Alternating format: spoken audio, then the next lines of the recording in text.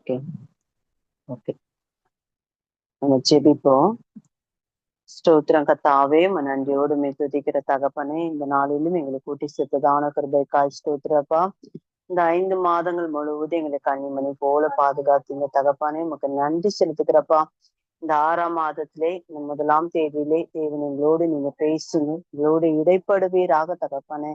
நாங்கள் கற்றுக்கொள்ள வேண்டிய காரியங்களை எங்களுக்கு கற்றுக் கொடுத்து நீங்க நடத்துவீராக. தொடக்கம் முதல் முடிவு பரிந்து பரிசுத்தாவின் ஆளுகை செய்வீராகப்பா. நித்திய ஜீவனுக்கு நேராக எங்களை நடத்துவீராக. ஆளுகை செய்து கர்த்தராகிய இயேசுவின் ஜெபிக்கு நல்ல பிதாவே. ஆமென் ஆமென் ஆமென். ஓகே, என்னுடைய வாய்ஸ் கிளியரா இருக்கா சிஸ்டர்? அதை மட்டும் சொல்லுங்க. கிளியரா இருக்கு சிஸ்டர். ஓகே சரி. இன்னைக்கு ஆவியானவர் நமக்கு கொடுக்கிறதான ஒரு தலைப்பு என்னன்னா, உபத்திரவத்தின் வழியாய். உபத்திரவத்தின் வழியாய். நான் ஒரு வசனம் வாசிக்கிறேன். அப்போஸ்தலர் 14ஆம் அதிகாரம் 22ஆம் வசனம். அப்போஸ்தலர் 14:22.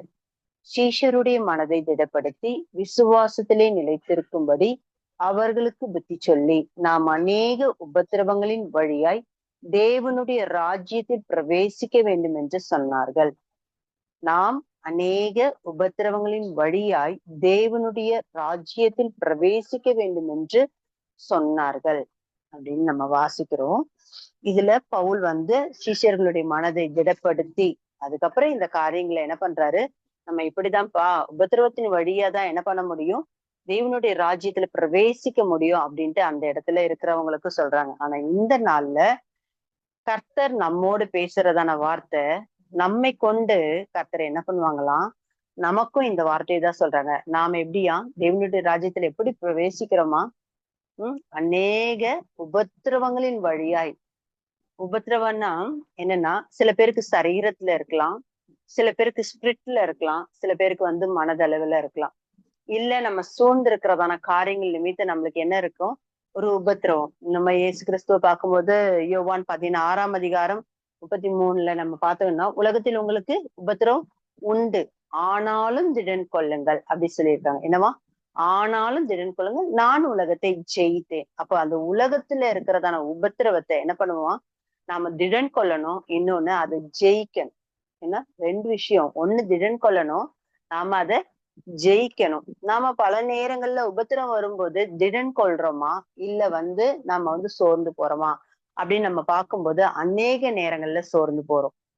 நமக்கு முன்பதாக ஒரு கர்த்தர் அற்புதத்தை செஞ்சிருந்தாலும், இப்போ இன்னைக்கு எனக்கு ஏதோ ஒரு கஷ்டம் வருது அப்படின்னா, நான் அதை தான் பார்த்து நான் சோர்ந்து போறேனே தவிர, ஏற்கனவே வந்ததான ஒரு பிரச்சனையில கர்த்தர் என்னை தூக்கி எடுத்தாங்க, கர்த்தர் என்னை மாற்றினாங்க. எக்ஸாம்பிள் பாத்தீங்கன்னா, தாவீதுக்கு முன்பதாக கோலியாத்து நிக்கிறாரு. கோலியாத்து நிக்கும் போது அவனுடைய மைண்ட் என்ன, அந்த சிங்கத்தையே நான் ஜெயிச்சிட்டேன், அந்த கரடியே ஜெயிச்சிட்டேன். அததான் சவுல் கிட்ட சொல்வாரு, அந்த கரடியும் சிங்கத்தையே நான் ஜெயிச்சேன், இந்த விருத்த சேதனம் இல்லாததான கோலியாத்தை ஏமாத்துறான் அப்படின்ட்டு தாவீதுக்குள்ள அது அழகா சொல்லத்தக்கதான ஒரு தைரியம் இருந்தது, திடன் இருந்துச்சு.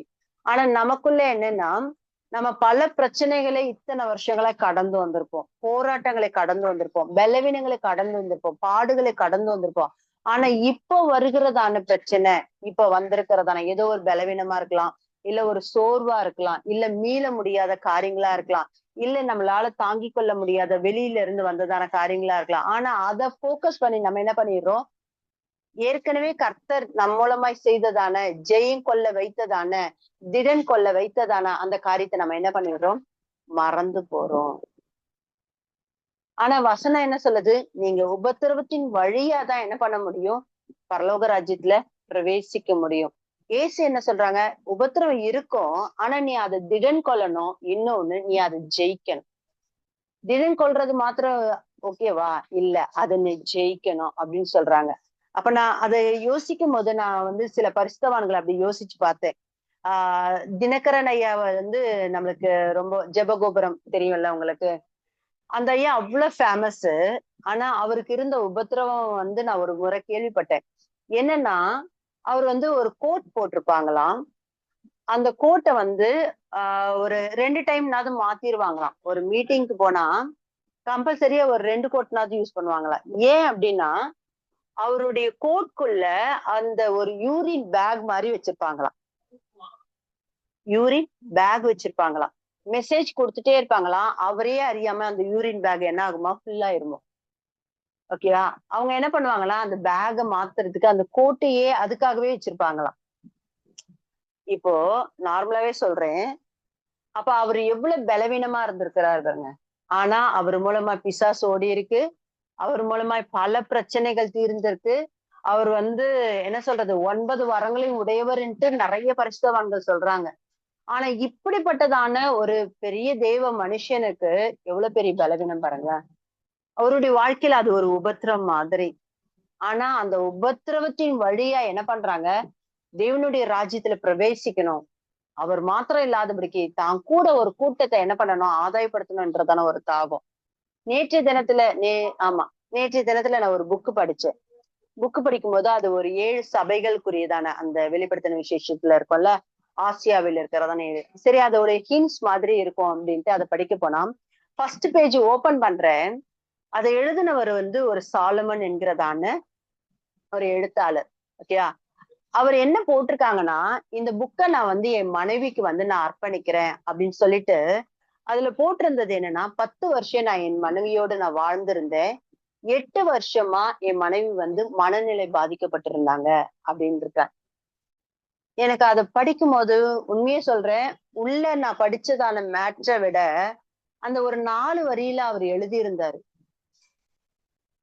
அத எழுதினவர் என்ன சொல்றாருன்னா, இந்த 7 சபையினுடைய காரியங்களை ஆவியானவர் உந்துதலினால் நான் எழுதி என் மனைவிக்கு நான் என்ன பண்றேன், அர்ப்பணிக்கிறேன்னு போட்டிருக்காரு. சமர்ப்பணம் பண்றேன்ட்டு. எனக்கு அது ரொம்ப ஆச்சரியமா இருந்துச்சு. அப்ப 8 வருஷமா ஒரு மனநிலை பாதிக்கப்பட்டதான ஒரு மனைவியோட வாழ்ந்து, கிறிஸ்தவத்தை பிடித்துக்கொண்டு, கிறிஸ்துவை பிடித்துக்கொண்டு, அவர் அவர் மூலியமாய் அவர் என்ன செய்யணும்ன்றத அவரு செஞ்சுட்டாரு. ஓகேவா? இனி அந்த நோட்ஸ் பாத்தீங்கன்னா அவ்வளவு அழகா இருக்கு. அவருடைய வெளிப்பாட அவர் எழுதியிருக்கிறாரு. அந்த சபைகள் குறித்ததான ஏன் இப்படி பெயர் வைக்கப்பட்டிருக்கு, ஏன் இதுக்குரிய அர்த்தம் இப்படின்ட்டு. ஆனா அந்த முன்னாடி ஒரு 4 லைனு, இந்த உபத்திரவத்திலேயே இவர் இவரால முடிஞ்சிருக்கா இந்த ஊழியத்தை செய்ய அப்படின்னு அந்த காரியம். இன்னொன்னு நீங்க பாத்தீங்கன்னா, வில்லியம் கேரி என்கிறதான ஒரு மிஷினரி பார்க்கும்போது, அவர் 40 மொழிகள்ல என்ன பண்ணியிருக்கிறாங்க, வேதாகமத்தை மொழிபெயர்த்திருக்கிறாங்க. அவருடைய மனைவியும் பாத்தீங்கன்னா என்னன்னா, மனநிலை பாதிக்கப்பட்டவங்க. அதுல நான் அந்த புக்ல படிக்கும்போது எப்படி இருக்கும், 2 ரூமு. ஒரு ரூம்ல அவங்க மனைவி மனநிலை பாதிக்கப்பட்டு கட்டப்பட்ட நிலைமையில கத்துவாங்களாம். ஆனா இந்த பக்கம் இவர் பைபிளை டிரான்ஸ்லேட் பண்ணுவாங்க.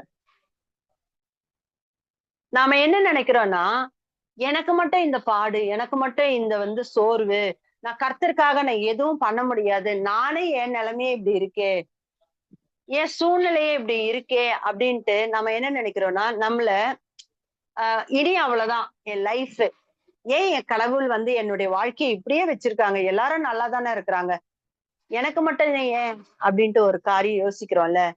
ஆனா பல பரிசுத்தவான்களை பாத்தீங்கன்னு நினைச்சுக்கோங்களேன், வெளியில ஊழியம் செம்மையா இருக்கும். எனக்கு அது ஒரு ஊழியக்காரர் பேர் தெரியல. அவருடைய ஊழியம், சுவிசேஷ ஊழியம் அவ்வளவு பிரபலமா இருக்கு. ஆனா அவருடைய மனைவி பப்ல போய் குடிச்சிட்டு ரோட்ல விழுந்து கிடப்பாங்களாம். ஒரு பக்கம் பத்திரிகையில எப்படி வருமா, அவரை பத்தி இவ்வளவு பேர் ரட்சிக்கப்பட்டாங்க, இவ்வளவு பேர் அவருடைய கூட்டத்துல கூடினாங்க இப்படி வருமா. இன்னொரு பக்கம் பெரிய பிரபலமான ஊழியக்காரருடைய மனைவி இப்படி இந்த கிளப் அந்த பப்ல குடிச்சிட்டு நடு ரோட்ல விழுந்து கிடத்தாங்கன்னு இந்த போட்டோவோட வந்திருக்குமா. இப்படியும் ஊழியம் செஞ்சிட்டு இருக்காங்க. இப்ப நான் என்ன சொல்றது, நம்ம ஒரு மைண்ட்ல அப்படி லைட்டா யோசித்து பாருங்களேன். நம்மளுக்கு இருக்கிறதான ஒரு சின்ன சின்ன காரியம் என்னன்னா, நம்ம வீட்டுல யாருன்னா திட்டாங்க, ஓகேவா, எனக்கு நல்ல வேலை கிடைக்கல, எனக்கு வசதியான வாழ்க்கை இல்ல, எனக்கு சரியான கணவர் அமையல, எனக்கு என்னுடைய குடும்பத்துல ஏதோ ஒரு காரியம், இத போக்கஸ் பண்றோம். கரெக்டா? இது எல்லாருக்குமே உள்ளதுதான். ஆனா இந்த உபத்திரவம் இருக்கும். பவுலுக்கு அழகா சொல்லுவாங்கல்ல, இந்த 2 கொரிந்தியர் 12ஆம் அதிகாரம் 7ஆம் வசனத்துல, எனக்கு ஒரு முள் கொடுக்கப்பட்டிருக்கு. ஓகேவா? அது போகாது. ஏன்னா அது 3 முறை ஜெபம் பண்ணிட்டாரு. என் கிருபை உனக்கு போதும், என் பலவீனத்திலே என் பலன் பூரணமாய் விளங்கும். ஓகே. அது போல ஏதோ ஒரு காரியம் நம்மளுக்கு ஒரு முள்ளு மாதிரி ஒரு உபத்திரவமாய் கொடுக்கப்பட்டிருக்கு.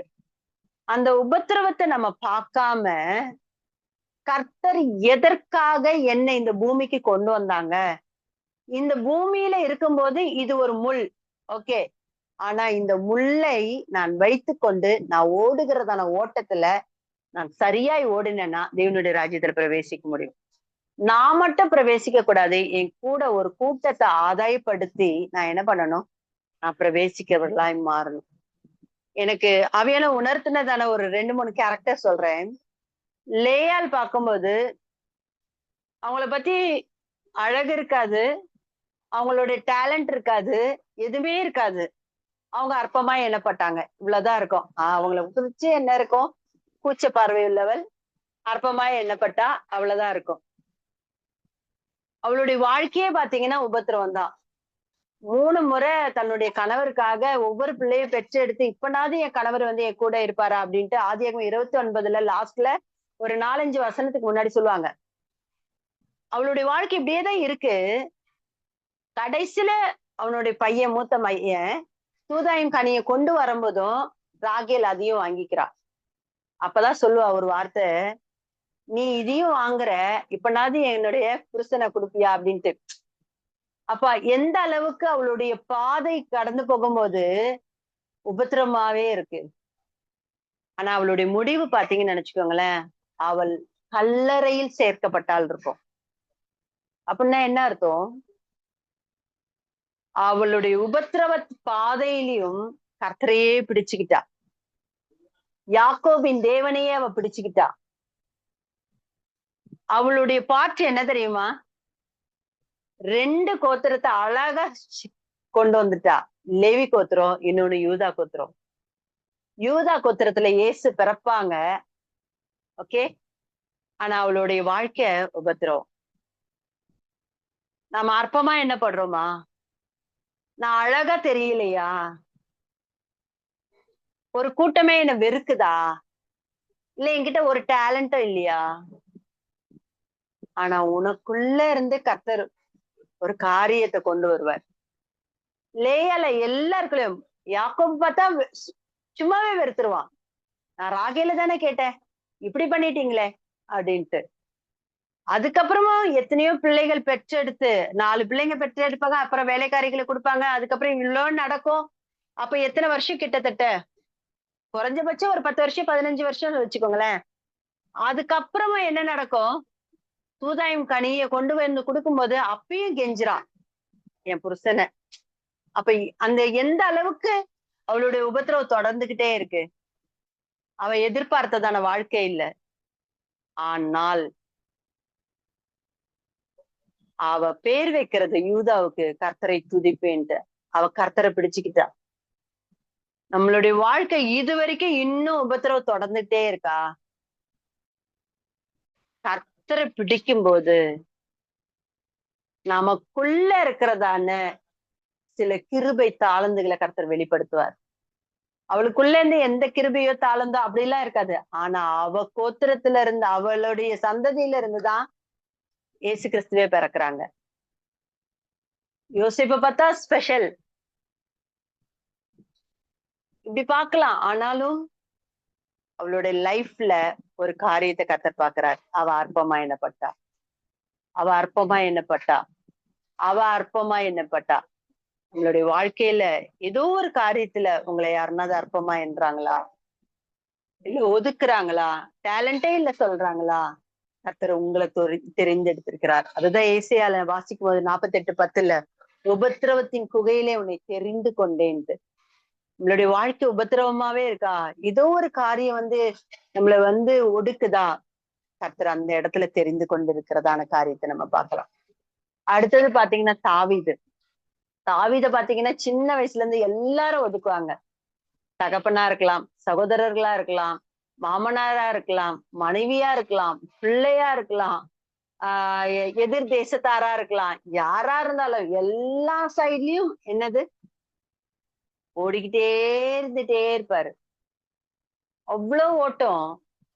ஆனா அவர் பிடித்து கொண்டது கர்த்தரை. தப்பு செஞ்சாலும் பிடிச்சுப்பாரு, வழி தெரியலனாலும் பிடிச்சுப்பாரு, ராஜாவானாலும் கர்த்தரையே பிடிச்சுப்பாரு. 2 சாமுவேல் 6ஆம் அதிகாரத்துல என்ன பண்றாரு, ஏபோத்தை தரித்து கொண்டு அவர் வந்து என்ன பண்றாங்க, வஸ்திரம் கழண்டாலும் அதெல்லாம் பாக்குறதே இல்ல, கர்த்தர் தான். கர்த்தரை எக்காலத்திலும், அது தாவீது உண்மையாவே வனாந்தரத்துல இருந்தாலும் துதிக்கிறாரு, ராஜாவானாலும் துதிக்கிறாரு, அப்சலோமுக்கு பயந்து ஓடினாலும் துதிக்கிறாரு. இப்படி எல்லாமே தேவனை பிடித்து கொள்ளுகிறதான காரியம். இப்ப அப்படியே நம்மளுடைய வாழ்க்கையை திருப்பி பாருங்களேன். நாம அப்படி துதிக்கிறோமா? அவருடைய முடிவு பத்தி அழகா ஒரு வசனத்துல இருக்கும். அப்போஸ்தல 13ஆம் அதிகாரம் நினைக்கிறேன், 36ஆம் வசனம். அப்போஸ்தல 13:36. தாவீது தன் காலத்திலே தேவனுடைய சித்தத்தின்படி செய்து அவருக்கு ஊழியம் செய்த பின்பு நித்திரை அடைந்தான். அப்ப என்ன அர்த்தம்? அவனுடைய வாழ்க்கை உபத்திரமா இருந்தாலும் அவன் தேவ சித்தத்தை செய்து முடிச்சுட்டு தான் என்ன பண்றான், நித்திரை அடைகிறவனா. பாடுதான், உபத்திரவம் தான், போராட்டம் தான், ஆனாலும் தேவ சித்தத்தை காத்து கொண்டான். லேயாளுடைய வாழ்க்கை எல்லாமே உபத்திரவம் தான், ஆனா கரெக்டா கல்லறையில போய் சேர்ந்தான். தாவீது எல்லாமே உபத்திரவம் தான், ஆனா முடிவு தேவ சித்தத்தை நிறைவேற்றி. அடுத்தது ஒரு காரியம், பவுல பார்க்கும்போது 2 கொரிந்தியர் 11ஆம் அதிகாரம் 24 27 பாத்தீங்கன்னா பல காரியங்கள் அந்த இடத்துல வந்து பவுல் சொல்லிக்கிட்டே இருப்பாரு. நான் இப்படி அடிக்கப்பட்டேன், நான் உபத்திரப்பட்டேன், நிர்வாணமாக்கப்பட்டேன், நான் வந்து உபவாசம் இருந்தேன், நிறைய கண் விழிப்பு இருந்தது, சிறையில போடப்பட்டேன், காவல்ல கட்டப்பட்டேன், இப்படின்னு நிறைய சொல்லுவாங்க. ஆனா அவருடைய முடிவு பாத்தீங்கன்னா, நான் விசுவாசத்தை காத்து கொண்டேன், நல்ல போராட்டத்தை போராடினேன் அப்படின்னு சொல்லுவாங்க. இப்ப நமக்கு வருவோம். நம்மளுடைய பாதை ஏதோ ஒரு விதத்துல ஒரு இல்லாமையா இருக்கலாம். இல்ல இதுவரைக்கும் நான் வந்து எதிர்பார்த்ததான நன்மை கிடைக்காம இருக்கலாம். இல்ல எனக்கு தேவையானதான அன்பு கிடைக்காம இருக்கலாம். இல்ல எல்லாமே கிடைச்சு நான் கர்த்தருக்காக ஊழியம் செய்தாலும் அந்த ஊழியத்தினுடைய காரியத்துல எதிர்ப்புகள் அதிகமா இருக்கலாம். இல்ல பிசாசினுடைய போராட்டமா இருக்கலாம், பலவீனமா இருக்கலாம். ஆனால் இந்த உபத்திரவம் எனக்கு நல்லது. இந்த உபத்திரவத்தின் வழியாய் 2-3 விஷயம் நடக்குது. ஒண்ணு, இந்த உபத்திரவத்தின் வழியாய் தேவன் என்னை தெரிந்து கொள்ளுகிறாய். 2வது பார்க்கும்போது இந்த உபத்திரவம் அதி சீக்கிரத்தில் நீங்குகிறதான ஒரு உபத்திரவம். அதுதான் வந்து 2 கொரிந்தியர் 4ஆம் அதிகாரம் 17ஆம் வசனம். அப்ப இது நீங்கிறோம், இது நீங்கும், அது சீக்கிரத்தில் நீங்கும். 3வதா நம்ம பார்க்கும்போது 2 கொரிந்தியர் 1ஆம் அதிகாரம் 4ஆம் வசனத்துல இந்த உபத்திரவத்தை நான் பெற்றுக்கொண்டேன்னா, அக்செப்ட் பண்ணிட்டேன்னா, இது என்னுடைய வாழ்க்கையில இருக்கதான் செய்யும் அப்படின்னு நான் வந்து மைண்ட் செட் பண்ணிட்டேன்னா, எனக்குன்னு ஒரு கூட்டத்தை கர்த்தர் வைத்திருப்பாங்கல்ல, ஆத்துமாக்களை. அந்த ஆத்துமாக்கள் எப்பேற்பட்டதான பிரச்சனைகளை கொண்டு வந்தாலும் அவர்களுக்கு ஆறுதல் சொல்லத்தக்க அளவுக்கு கர்த்தர் என்னை மாற்றிடுவார். கர்த்தர் என்னை மாற்றிடுவார். அப்ப இந்த உபத்திரவம் நம்மளுக்கு நிறைய காரியங்களை கற்றுக் கொடுக்குது. ஒண்ணு, அவர் நம்மை தெரிந்து கொள்ளுகிறார். 2வது, இந்த உபத்திரவத்துல இருந்து நம்ம என்ன பண்றோம்னா, மற்றவர்களுடைய உபத்திரவத்துக்கு ஆலோசனை சொல்லுகிறவர்களாகவும், அவர்களை தேற்றுகிறவர்களாகவும், அவர்களை கர்த்தருக்குள்ளே வழி நடத்துகிறவர்களாகவும், அவர்களுக்கு முன்பதாக ஒரு ரோல் மாடலாகவும் கர்த்தர் மாற்றுகிறார். லாஸ்ட்ல பார்க்கும்போது ரோமர் 5ஆம் அதிகாரம் 3ஆம் வசனம் பாத்தீங்கன்னா, இத நான் வாசிக்கிறேன். உபத்திரவம் பொறுமையையும், பொறுமை பரீட்சையும், பரீட்சை நம்பிக்கையும் உண்டாக்கும் என்று நாங்கள் அறிந்து உபத்திரவங்களிலே மேன்மை பாராட்டுகிறோம். இந்த உபத்திரவம் தான் உங்களுக்கு பொறுமை கொடுக்கும். இந்த உபத்திரவம் தான் உங்களுக்கு சாட்சியை கொடுக்கும். இந்த உபத்திரவம் தான் வந்து கர்த்தருக்கு முன்பாக நிற்கிறதற்கு உங்களை ஒரு பாத்திரவான்களாய் மாற்றும். இந்த உபத்திரவம் நமக்கு நல்லது. அதுதான் தாவீது சொல்லும்போது சொல்லுவாரு, நான் உபத்திரவப்பட்டது நல்லது அப்படின்ட்டு. உபத்திரவத்தை வேண்டான்னு சொல்லாதீங்க, உபத்திரவத்தை சகிக்க கிருபை தாங்க சொல்லுங்க. இந்த உபத்திரவம் ஒருவேளை கர்த்தர் உங்களை உயர்த்துவதற்காக கூட கொடுத்திருக்கலாம். எபிரேயர் 12ஆம் அதிகாரத்துல சொல்லப்பட்டிருக்கும்ல ஒரு வசனம், அவர் என்ன பண்றாராம்? சிலுவையை சகித்து, அப்ப அவர் சகிக்கிறாரு. இந்த உபத்திரவத்தை சகித்து பாருங்க. இந்த உபத்திரவத்தை மேற்கொண்டு பாருங்க. இந்த உபத்திரவத்தினுடைய பாதையில ஏன் எனக்குன்னு மட்டும் கேட்டுறாதீங்க. இந்த உபத்திரவத்தின் பாதைய ஏன் எனக்கு அப்படின்னு கேட்டுறாதீங்க. ஏன் அப்படின்னா, நான் ஒரு சின்ன எக்ஸாம்பிள் சொல்றேன். எனக்கு 7 வருஷம் பிள்ளை இல்லாம இருந்துச்சு. ஓகேவா? ஒரு டைம்ல அந்த 7 வருஷம் பிள்ளை இல்லாதது நான் சில நேரங்கள்ல நான் திரும்பி பார்க்கும்போது, எத்தனையோ பிள்ளை இல்லாதவங்களுக்கு நான் ஆறுதல சொல்லியிருக்கிறேன். எத்தனையோ பிள்ளை இல்லாத மாதிரி தற்கொலைக்கு நேராக போனவங்களுக்கு நான் திடப்படுத்தி இருக்கிறேன். எத்தனையோ பேருக்கு நான் ஜெபிச்சிருக்கிறேன். எத்தனையோ பேர் உண்மையா சொல்றேன். நான் கர்த்தருடைய நாமத்தின் மகிமைக்கு என்று சொல்றேன். சில பிள்ளையரை கன்சீவ் ஆகிறதுக்கு அது ஒரு ரோல் மாடலா கர்த்தர் மாத்தி இருக்கிறாங்க. நம்ம நம்மளுடைய உபத்திரவத்தை, ஆனா அந்த பாதை நெருக்கம்தான். அது குழியில போடப்படுறது போலதான் இருக்கும். விற்கப்படுகிறது போலதான் இருக்கும். நம்மள சிறைச்சாலையில போடுகிறது போலதான் இருக்கு. ஆனா அடுத்தது அதிகாரியாய் மாற்றுவார். அது நம்மள வணைந்து கொள்ளுகிறதான காரியமா மாறும். நம்மளுடைய உபத்திரவம் அது உங்க இதுல அது சரீர பிரகாரமா இருக்கலாம், இல்ல மைண்ட் அளவுல இருக்கலாம், இல்ல குடும்பத்துல சில பேர் ரட்சிக்கப்படாததான காரியங்களா இருக்கலாம். இது ஏன்னு கேட்காதீங்க. இந்த உபத்திரவத்தை நான் எப்படி திடன் கொள்ளணும், இந்த உபத்திரவத்தை நான் எப்படி ஜெயிக்கணும், இதுதான் நம்மளுடைய போக்கஸ். ஏன் அப்படின்னா, இந்த உபத்திரத்தின் வழியாதான் நம்ம பரலோகத்துக்கு போக முடியும். இந்த உபத்திரவத்தின் வழியாதான் கர்த்தர் என்னை தெரிந்து கொள்ள முடியும். இந்த உபத்திரவத்தின் வழியாதான் எனக்குள்ள இருக்கிறதான பொறுமையை நான் வெளியே கொண்டு வர முடியும். இந்த உபத்திரவத்தை நான் அல்ல தட்டக்கூடாது. இந்த உபத்திரவத்தை நான் இது ஏன் அப்படின்னு நான் கொஸ்டின் கேட்டு அதை நான் ஒதுக்க கூடாது. ஏசு கிறிஸ்துவே அந்த உபத்திரவத்தை சகித்தார். சிலுவை என்ன பண்ணாரா? சகித்தார. எப்படி சகித்தாரா? சந்தோஷத்தோட. ஏன்னா அவருக்கு முன்பதாக ஆத்துமாக்கள். உங்களுடைய உபத்திரவம் ஒரு ஆத்துமாவை உருவாக்கும். உங்களுடைய உபத்திரவம் அடுத்தவங்களுக்கு அட்வைஸா மாறும். உங்களுடைய உபத்திரவம் கர்த்தருடைய கரத்துல உங்களை விலையேறி பெற்றதான ஒரு மாணிக்கமா, அதான் அலங்காரமான ஒரு கிரீடமா மாத்தும். இது வரைக்கும் எத்தனையோ உபத்திரவத்தை நம்ம பார்த்திருக்கலாம். இல்ல சில நேரங்கள்ல உபத்திரவத்தின் வழியாவே இப்ப நடந்துட்டே இருக்கலாம் உங்க வாழ்க்கையில. எனக்கு இல்ல சிஸ்டர், என்னுடைய வாழ்க்கை வெறுமையா இருக்கு, என் குடும்பத்தினுடைய நிலைமைய பார்த்தா நாங்கெல்லாம் எழும்புவோம்னே தெரியல, ஆனா நல்லா ஜெபிக்கிறேன், நல்ல வேதத்தை வாசிக்கிறேன், என்ன போல ஆராதிக்கிறவங்க யாருமே கிடையாது, என்ன போல சபைக்கு போறவங்க யாருமே கிடையாது, என்ன போல என்ன சொல்றது ஃபாஸ்டிங் எடுத்து ஜெபிக்கிறவங்க யாருமே கிடையாது, ஆனா நான் நல்லா பண்றேன், ஆனாலும் இந்த உபத்திரவம் நீங்கல அப்படின்னு நீங்க நினைக்கிறீங்களா? கர்த்தர் உங்களுக்குன்னு ஒரு டைம் வச்சிருக்காங்க. யோசேப்புக்கு ஒரு டைம் உபத்திரவத்தின் குகையிலே கர்த்தர் தெரிந்து கொண்டு அவனுக்குரிய டைம்ல அவனை அழகா நேர்த்தியா நிப்பாட்டினாங்க. உங்களுக்கு ஒரு டைம் வைத்திருக்காரு. குறித்த காலத்துக்கு தரிசனம் இன்னும் வைக்கப்பட்டிருக்கிறது. அது நிறைவேறும். அது பொய் சொல்லாது. அது தாமதித்தாலும் காத்திருன்னு சொல்லப்பட்டிருக்கு. இந்த நாள்ல நமக்குன்னு ஒரு தரிசனம் வைக்கப்பட்டிருக்குன்னா அதுக்கு நடுவுல ஒரு உபத்திரவம் இருக்கும். அதுக்கு நடுவுல ஒரு உபத்திரவம் இருக்கும். அந்த உபத்திரவத்துக்கு பின்பதாக ஒரு ஆசீர்வாதத்தை கர்த்தர் வைத்திருக்கிறார். ஆனா இந்த உபத்திரவத்துல இஸ்ரவேல் ஜனங்க முறுமுறுத்தது போல நாம் முறுமுறுக்க வேண்டாம். இஸ்ரவேல் ஜனங்க பரீட்சை பார்த்தது போல நம் தேவனை பரீட்சை பார்க்க வேண்டாம். இஸ்ரவேல் ஜனங்க அவிசுவாசமா இருந்தது போல நம்ம அவிசுவாசமா இருக்க வேண்டாம். இந்த உபத்திரவத்துல தாவீது தன்னை திடப்படுத்தி கொண்டு ஓடினார். தாவீது கர்த்தரை எக்காலத்துல ஸ்தோத்திரப்பேன்னு சொல்லி ஓடினாரு. இந்த உபத்திரவத்துல லேயாள் எந்த சூழ்நிலையிலையும் அவ அற்பமா எண்ணப்பட்டாலும் தள்ளப்பட்டாலும் அமைதியா தன்னுடைய காரியத்துல அவ யாக்கோபோடு முடிவு பரியந்த இருந்தா. லேயாள் வழியிலே மறித்துவா, ராகேல் வழியிலே மறிச்சா. ஆனா லேயால பார்க்கும்போது முடிவு பரியந்தம், அந்த உபத்திரவது வரைக்கும் என்ன ஆச்சு?